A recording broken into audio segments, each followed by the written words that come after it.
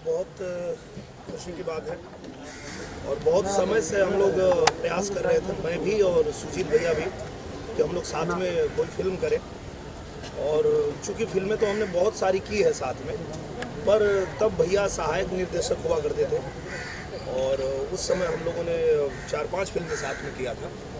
पर भैया ने जब निर्देशन शुरू किया तब से हम लोग दोनों ही प्रयास करते रहे, कभी ऐसा संयोग बना नहीं। बहुत दिनों के बाद ये मौका आया है कि हम दोनों लोग साथ में आ रहे हैं और साथ में रितु जी के साथ भी कई बार हम लोगों ने प्रयास किया पर कोई फिल्म नहीं आ पाई थी।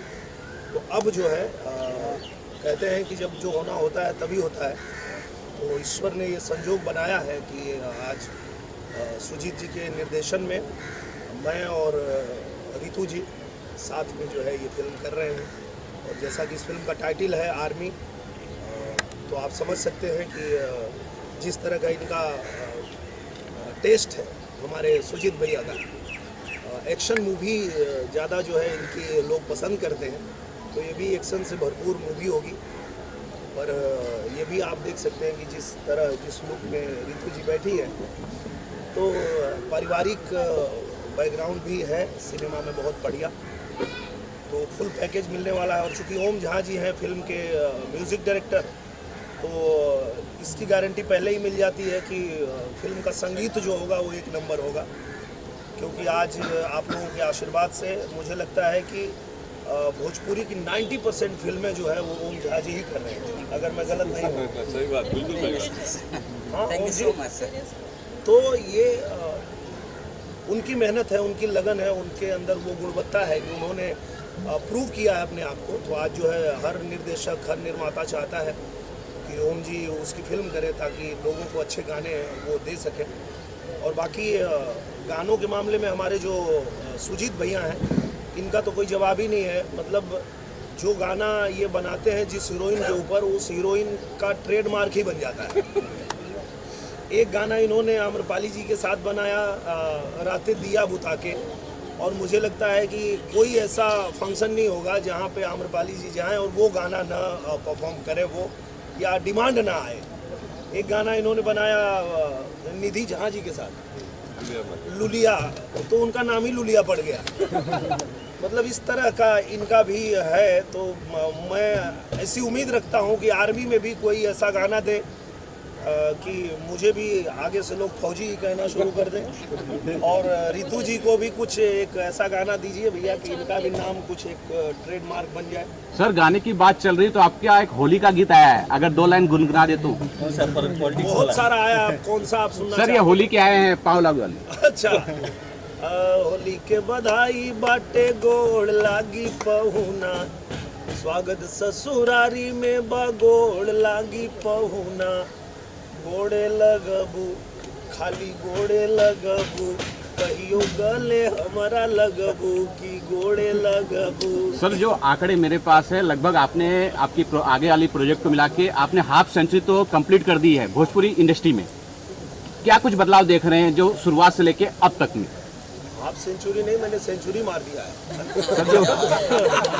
आपको जानकारी बता दूं कि मेरी 100 फिल्में पूरी हो गई और बदलाव तो बहुत हुआ है। मैं जब आया था भोजपुरी इंडस्ट्री में, तो उस समय सिनेमा अभाव में बनता था। उस समय का सिनेमा ऐसा बनता था कि अगर कोई बहुत खतरनाक स्टंट करना है तो हमें जान की बाजी लगा के करना पड़ता था। जैसे आप लोगों ने देखा होगा निरहुआ रिक्शा वाला, वो रिक्शे के ऊपर से जो समरसॉल्ट मारना था, उस समय केबल नहीं था और 2 फाइटर जो है उसी रिक्शे पे गिर के हॉस्पिटल पहुंच गए। उसके बाद फाइट मास्टर भी सोच लिए हीरो नहीं करेगा, और डायरेक्टर साहब भी सोच लिए कि हीरो नहीं करेगा क्योंकि इसके सामने ही 2 लोग घायल हुए हैं और केबल था नहीं। पर मैंने जान की बाजी लगा दी कि ऐसी ज़िंदगी से क्या फ़ायदा है जब कुछ बन ही नहीं पाए। तो मैंने मारा था और वो शॉट दिया था और वही लोगों को पसंद आया था। सर, एक आम फिल्म जो बनती है जी, एक्शन मूवी बनती है, वो अलग होती है, लेकिन ये आर्मी बेस है, तो ये जो कुछ इसमें खास तैयारी करनी पड़ती है। हाँ, तैयारी तो बहुत करनी पड़ती है, क्योंकि देखिए आप जब किसी ऐसी फिल्म को बनाते हैं जो किसी ऐसे खास सब्जेक्ट पे बन रहा है, जिसमें कुछ नियम कानून होते हैं। जैसे आर्मी में अगर आप देखेंगे तो उनके कुछ हेयर स्टाइल का उनका कुछ रहता है, उनके कुछ बैच होते हैं, उनका कुछ चलने का तरीका होता है, ड्रिल होता है, बहुत रूल्स होते हैं बहुत सारे। तो उसको अगर आप फॉलो नहीं करेंगे तो वो अच्छा नहीं लगेगा।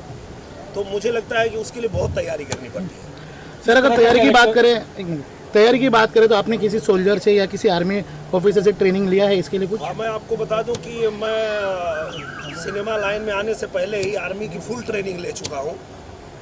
जब मैं बंगाल में पढ़ता था तो बटालियन 1 जिसका नाम था बंगाल बटालियन 1, उसमें मैंने एनसीसी किया था। और एनसीसी इसलिए ही कराया जाता है कि भारत सरकार हमारे देश के बच्चों को आर्मी की पूरी ट्रेनिंग अपने खर्चे पे देती है। और जब भी देश में आपातकालीन स्थिति होती है तो उनको बुलाया जाता है और उनको जाना पड़ता है, वो किसी भी फील्ड में हो। तो आज मैं भले फिल्मों में हूँ, लेकिन अगर देश में कभी आपातकालीन स्थिति हुई तो मैं बॉर्डर पे जाके लड़ूंगा। इतनी ट्रेनिंग मैंने लिया हुआ है।